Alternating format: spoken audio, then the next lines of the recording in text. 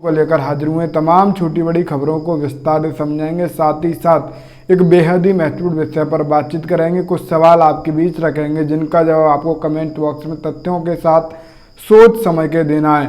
फिलहाल सबसे ज़्यादा जो बड़ी खबर है वो बहुजन समाज पार्टी के अध्यक्ष उत्तर प्रदेश की पूर्व मुख्यमंत्री बहन कुमारी मायावती के द्वारा लिए गए एक सबसे बड़े फैसले से जुड़ी है। साथ ही साथ चंद्रशेखर आजाद ने जो इतिहास रचने का काम किया, एक अच्छा फैसला लेकर, उसके बारे में भी बात करेंगे। फिलहाल आप इस वीडियो में आखिरी तक बने रहें और इस वीडियो को ज़्यादा से ज़्यादा शेयर करें। तो आइए हम आपको पूरी खबरें, पूरा मामला विस्तार समझाते हैं।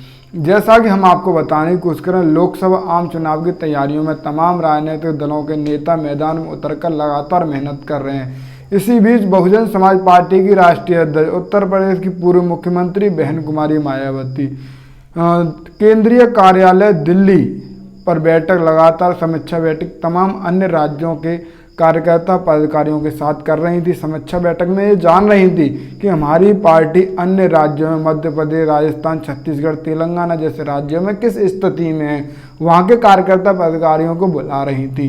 और आकाश आनंद को जो जिम्मेदारी राजस्थान में दी रखी है वो आपको सबको पता ही है। संकल्प यात्रा लेकर आकाश आनंद चल रहे हैं।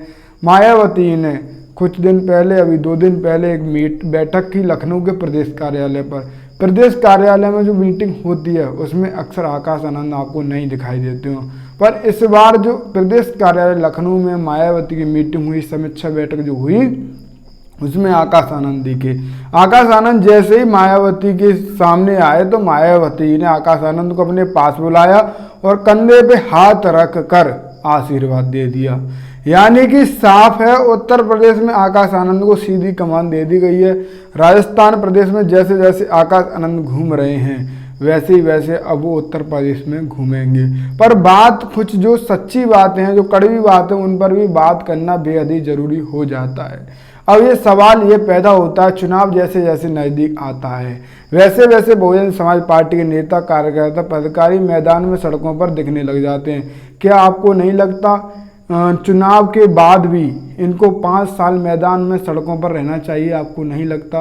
अगर बहुजन समाज पार्टी कार्यकर्ता पदाधिकारी 5 साल चुनाव बीत जाने के बाद भी अगर सड़क पर रहेंगे तो वो अगली बार राज्य में, किसी भी राज्य में अपनी सरकार बना सकते हैं बहुत ही ज़्यादा आसानी से।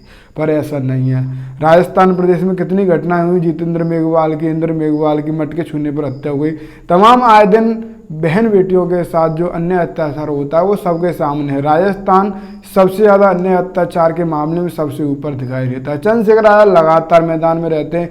मैं किसी की पक्षधारी नहीं कर रहा हूं, पर जो बात सच है वही बात मैं आपको बता रहा हूं। भले ही कुछ लोगों को मेरी बातें बुरी लग सकती हैं, पर सच्चाई यही है। अगर किसी भी पार्टी के नेता पूरे 5 साल मैदान में रहते हैं तो वो अच्छी तरीके से अपनी सरकार बना लेते हैं। इधर भारतीय जनता पार्टी को देख लीजिए, उत्तर प्रदेश में लगातार समाएं जा रही हैं।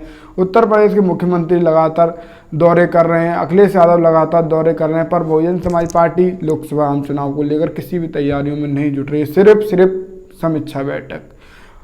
बहुजन समाज पार्टी को लोकसभा आम चुनाव में अच्छा रिजल्ट पाना है तो मेहनत करनी पड़ेगी, ये सच्चाई है।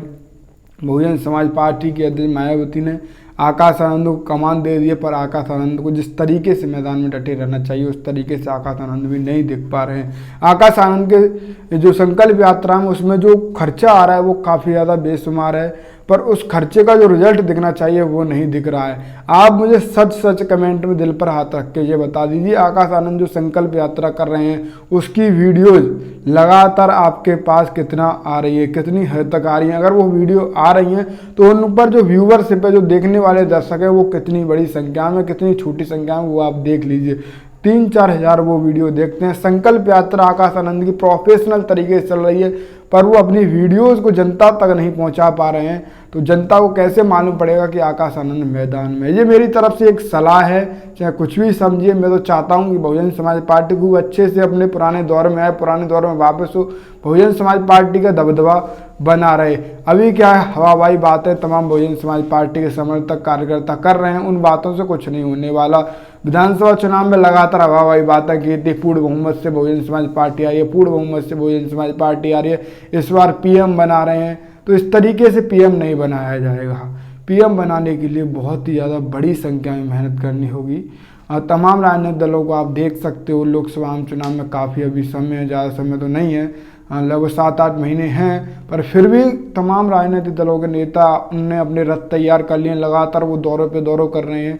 पूर्वांचल में अखिलेश यादव के लगातार दौरे जा रही हैं, पर हमारे जो बहुजन नेता हैं वो सोए हुए हैं। मैं एक नेता की बात नहीं कर रहा, सभी नेता भी कुंभकर्ण की नींद सोए हुए हैं। इससे बहुजन समाज को बड़ा ही नुकसान होने वाला है। बहुजन समाज इनकी उम्मीद उनसे लगाए बैठा है, वही नेता सोए हुए हैं, तो किस तरीके से काम होगा लोकसभा चुनाव के बाद? सिर्फ और सिर्फ पछताने के अलावा कुछ नहीं रह जाएगा। सभी बहुजन नेताओं को एक होना चाहिए, ये बहुत ही ज़्यादा बड़ा सवाल है। अब एक तो तब हो जिस तरीके से बयानबाजी चल रही है, बहुजन नेताओं को एक उधर से बयान आ रहा है, दूसरा एक के बाद 3 जवाब उधर से दिए जा रहे हैं, तो इस तरीके से एकता नहीं बन पाएगी। ये भी एक अहम बड़ा सवाल है। लगातार हम सबको प्रयास करना पड़ेगा। मायावती ने आकाश आनंद को देखते अपने पास बुलाया, आशीर्वाद दिया।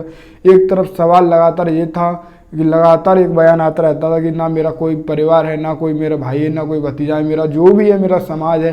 पर जिस तरीके से आकाश आनंद को बुलाया, तो तमाम बहुजन समाज पार्टी कार्यकर्ता पदाधिकारी लगातार जो मेहनत कर रहे हैं, क्या उनको भी ऐसे आशीर्वाद की ज़रूरत नहीं है? लगातार वो अपने रोजी रोटी में से पैसा जोड़ जोड़ के वो बहुजन समाज पार्टी को आगे बढ़ाने में, बहुजन समाज पार्टी को सपोर्ट करने में पैसा दे रहे हैं। क्या उनको इस तरीके की आशीर्वाद की ज़रूरत नहीं है? बहुजन समाज पार्टी का हर एक कार्यकर्ता, हर एक पदाधिकारी लगातार बहुजन समाज पार्टी का अध्यक्ष मायावती के लिए सम्मानीय है। मायावती को हर एक कार्यकर्ता का हौसला इस तरीके से बढ़ाना चाहिए जिस तरीके से आकाश आनंद का बढ़ा है। ये बातें भले ही मेरी कड़वी हैं, पर ये बातें सत्य हैं, ये सत्य बातें हैं बिल्कुल। अगर आकाश आनंद की तरह बहुजन समाज पार्टी कार्यकर्ता पदाधिकारी का हौसला बढ़ने लगा तो बहुजन समाज पार्टी आसमान छू जाएगी। इसमें बिल्कुल भी समय नहीं लगेगा कि बहुजन समाज पार्टी आसमान ना छुए। फिलहाल लोकसभा आम चुनाव की तैयारियों में राजनीतिक दल, तमाम विरोधी पार्टियां, बहुजन विरोधी पार्टियां मैदान में उतरी हैं, पर हमारे बहुजन नेता जिस तरीके से उनको मैदान में होना चाहिए उस तरीके से नहीं है।